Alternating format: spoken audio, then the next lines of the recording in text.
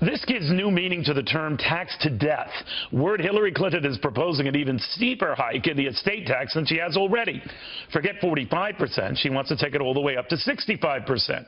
True, that 65% rate will ensnare only those worth more than $500 million. I'm sure startling news to her billionaire backers nonetheless. But she's already reduced the amount of what she calls rich estates.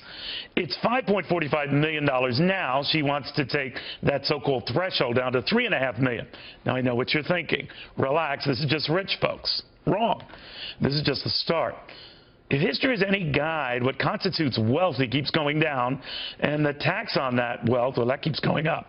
Right now, the estate tax is 40% on estates worth more than $5.45 million. Then, inspired by Bernie Sanders, Ms. Clinton proposed hiking it to 45%, again on estates worth $3.5 million, then 50% on estates worth more than $10 million, and 55% to those worth more than $50 million. So you see where this is going.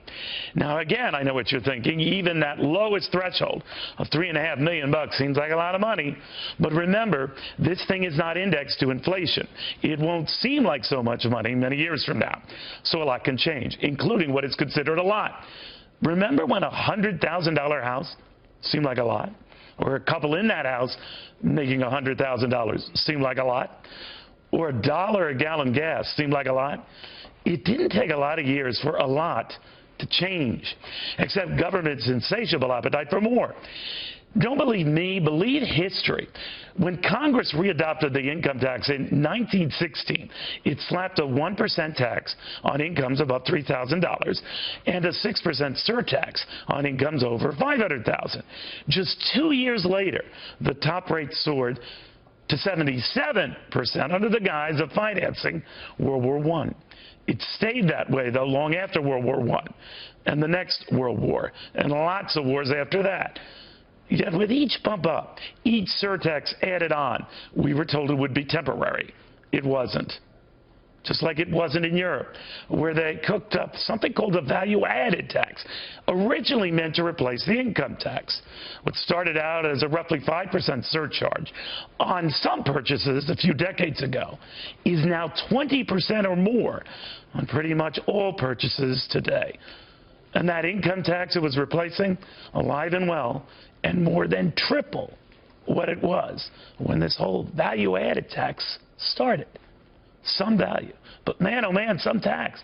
Hillary Clinton's tax plan alone is now $550 billion over the next 10 years. Write it down.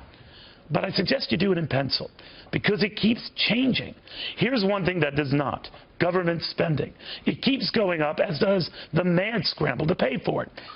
Wouldn't it be great if politicians were half as creative, coming up with ways to save money than get money, to live on less than simply tax us more? And don't you find it rich? They always say it's the rich, and it's always about them paying their fair share, because the definition of rich keeps changing, and so does fair share. Take it to the bank. No, actually, in this case, take it to the grave. Good night.